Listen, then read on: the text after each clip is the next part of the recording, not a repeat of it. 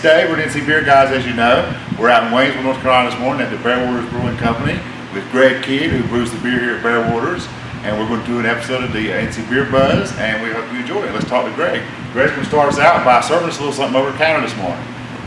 Yep, I thought what we'd start with this morning is one of our bourbon barrel aged brews. We're really proud of this one. So it's a red ale that actually has a great story connected to it.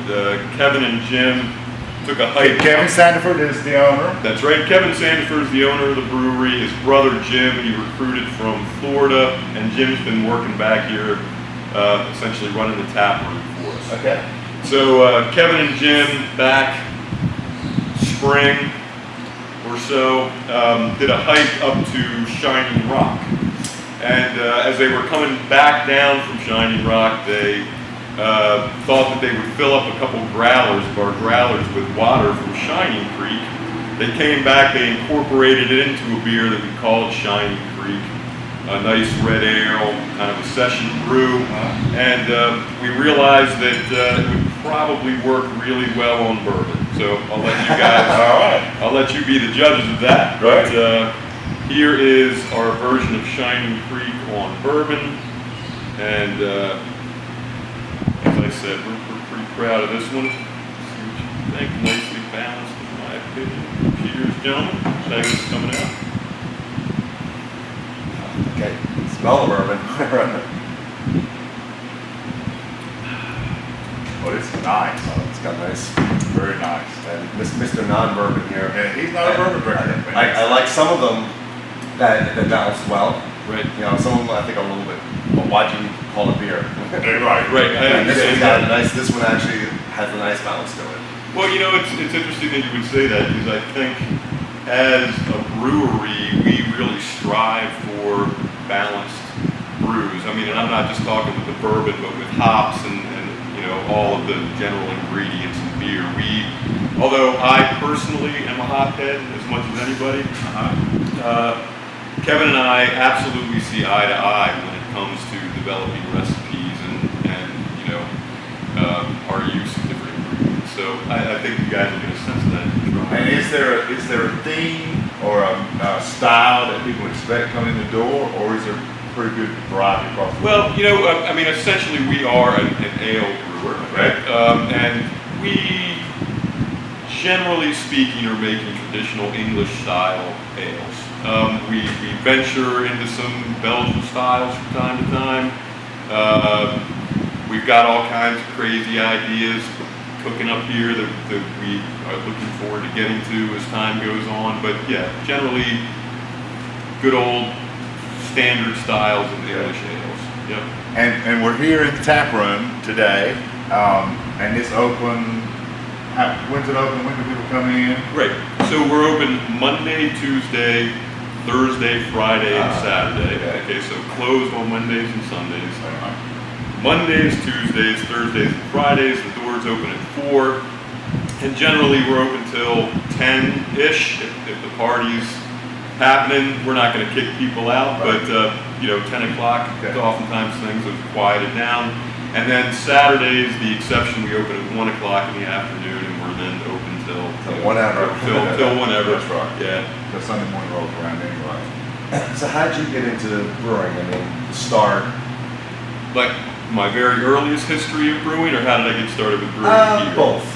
So I've been brewing personally for over 30 years. I got started when I was you know, just 18 or 19 years old. Essentially, my buddies in college and I loved beer. We were disappointed with the quality of the American beers we could get our hands on at the time, and so we decided that the only thing to do was to make our own. You know, like so many other people, we went out, we got Charlie Papazian's book, and we got busy. Right. You know? And took our brewing very seriously and learned a lot about beer. And I've been doing that ever since. But you know, leaping forward to more recently, you know, the fact of the matter is, when BearWaters opened about a year ago, I very quickly became a fan. Would regularly come in for. You were already local in the community. Oh, I live 5 minutes. This is home. Okay. Yeah, Waynesville's home for me. So I quickly became a fan, and I would come in, and I pretty quickly got to know Kevin and his original business partner, a woman named Heidi. One evening, probably last September, I came in, thrown a game of darts with Kevin, enjoying a beer, and he was explaining to me that his business relationship with Heidi was coming to an end. And, not a particularly interesting story, it's just for a variety of reasons that business relationship was coming to an end. Kevin was well aware of my interest in beer. I'd actually worked with him to brew a batch of beer about a month earlier. And saw an opportunity and said, well, if you need any help, I'd be happy to work with you. And I like to think anyway, a little light bulb went off in his head, and it was probably about a week later that I was in the brew house. So I've been brewing here since last October. Okay. And I was part-time originally. I've done a variety of things professionally. Most recently, prior to this, I was a college professor, and I was teaching that particular semester, kind of an itinerant professor, but I was teaching that semester at Haywood Community College, and I would spend essentially half my time teaching and prepping, and the other half of my time in here brewing. And Kevin and I talked about it and realized that I absolutely could be put to work full time. So since the end of that semester, this is what I've been doing. Right. And never a dull moment. Do you, as a brewer, have a brew philosophy personally?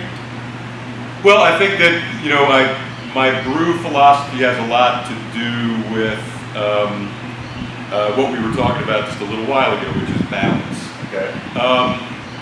And again, I mean, like the next guy, because hops and extreme hopping obviously has become somewhat fashionable. Maybe that's fading a little bit now. Okay. But I personally am consistently shooting for balance in our beers. And if a beer, obviously we're not afraid of hops. I mean, I'd be happy to let you try our IPA. Beautifully hoppy beer, very kind of American IPA, traditional in that sense. But at the other end of the extreme, we're really proud of our light brown ale. It's called Sliding Rock. It actually won us the gold medal at Hickory Hops, and which took us by surprise. I mean, we entered quite a few beers, and great. That's great. Sure. I think you would agree if you were to try that beer that it's certainly not overly hopped. It's nicely balanced hop malt character. Very kind of traditional light brown. And craft beer is new to so many people in lots of communities. True. How have you found the effort to bring along the community? Yeah.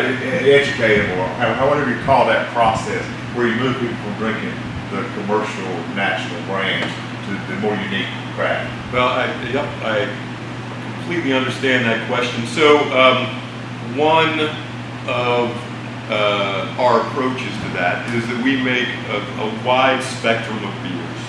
So we have everything that from as light and crisp as our blonde and Hefeweizen through our stout, IPA, double IPA, etc. And what's really satisfying, I would say, as a brewer, is when someone comes in here, perhaps who's not particularly tuned into craft beer.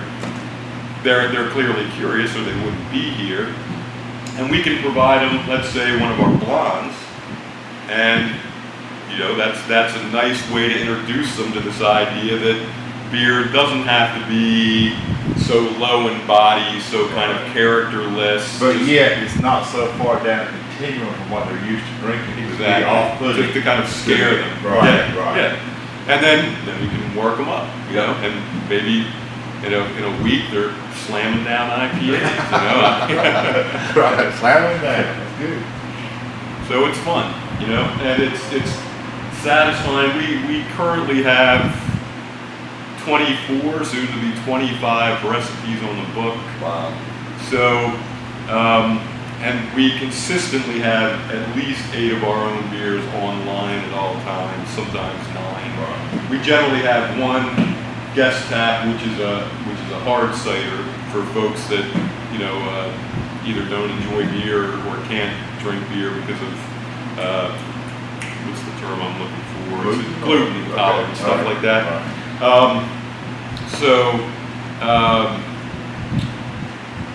Right, so we have this large variety of beers. Obviously, some of those are what we would consider seasonal, so as the seasons change, we'll rotate back into these things. But yeah, it's definitely. And where, for our viewers and everybody else, where can people get BearWaters Brew other than right here? Well, the fact of the matter is we are very much a nano brew. Okay? And we're very ambitious. We are looking down, we see the light at the end of the tunnel. We have every intention of going for a 15-barrel system. So we're very excited about that. And the reason I bring all that up is that as a result, our capacity to serve a large number of accounts, satellite, bars and restaurants is limited. So right now we're available in a couple places towards Asheville. That includes Beef O'Grady's and Fats right off of I-40 there. Locally, we're in 3 or 4 places, including my mind is going completely blank right now. But we're in this area. Yeah, but we're locally available, but without a doubt the best place to come and have our beer is right here in the tap room. Right. Great. Good. Yeah. We appreciate you being with us today. Sure. And for our viewers, if you get a chance to get out to Waynesville and check out the brewery situation out here, make sure you stop by and see Greg and Kevin and the other guys here at BearWaters Brewing Company. And for us, it's out of here. Remember, drink local, keep your beer dog, North Carolina, and we'll catch you next time, guys.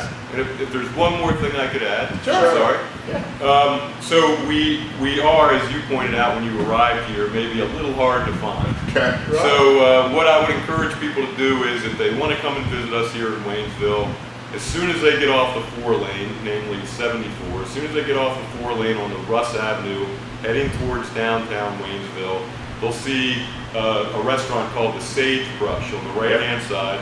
Just past the Sagebrush is a Shell station on the corner of Fraser Street. They turn right on Fraser Street, come back what amounts to 2 blocks. They'll find another couple rows of warehouses, and down at the end is where we're going. Right here. And when you think you're going into residential, keep coming. That's right. Down Sure. the road. It looks a little bit residential at one point. Yeah. We were put off by that, but that's right. But we've got our little warehouses tucked back here, so. And it's well worth the trip. That's right. And we will go check out some more brew. Catch you later, guys.